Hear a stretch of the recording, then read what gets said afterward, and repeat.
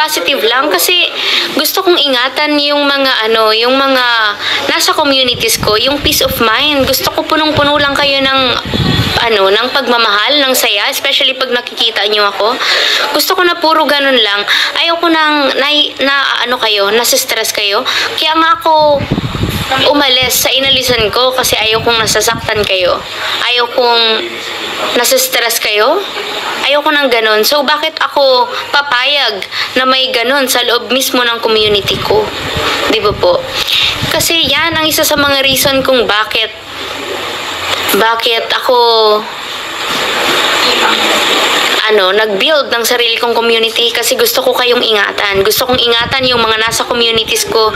Gusto kong ingatan yung mga lolas, titas, mamis, ates na nanonood sa akin, titos, lolo, saya lang. Gusto ko, kaya nga pag, di ba po, hindi ako nagpapakita sa inyo pag malungkot ako. Hindi ako may narinig po ba kayo sa akin na siniraan ko or nirebat ko, sinabihan ko ng masasama kahit sinaktan ako? Di ba po wala?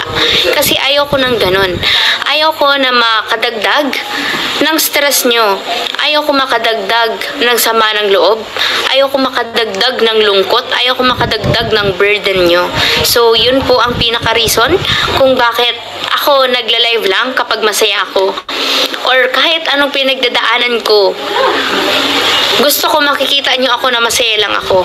Kasi ayaw ko na makikita nyo akong malungkot kasi alam ko na malulungkot kayo. 'Di ba? Kaya yun yung gusto ko sa community ko. Ayoko nang ganito na bakit nag-aaway? 'Di ba? Kasi unang-una, yung sa pag-rebuttal, ako po ang pumayag doon sa pag-rebuttal nung yung parang nagsispread na ng mga hindi totoo. Syempre, hindi po pwedeng one-sided lang. So, para malaman din yung side natin, yung side ko, pina-reaction ko yung mga reactors ko. Pero di ba po, lagi kong sinasabi na mag-reaction or magsalita tayo, lahat.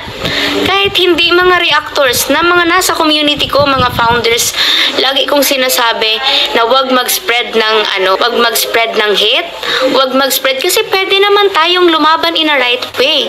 Hindi naman natin kailangan makipag-level sa level ng iba. 'Di ba? Bakit natin kailangang ibaba ang level natin sa mga taong hindi naman katulad natin, 'di ba? Kung pwede naman nating ayusin or pwede naman nating sabihin yung side natin nang hindi tayo nagiging toxic, nang hindi tayo nagiging cause ng stress ng ibang tao.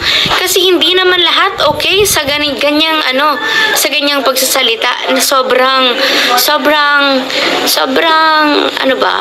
aggressive. Sobrang tsaka syempre bawat salita natin, isipin natin kung sino yung maapektuhan. Syempre nasa community ko po kayo. Ako po ang pinaka ulo ng community natin.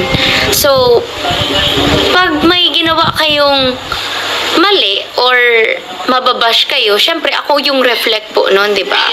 Kaya nga sabi ko, kung kaya natin, maging positive lang tayo. Kung kaya nating intindihin natin.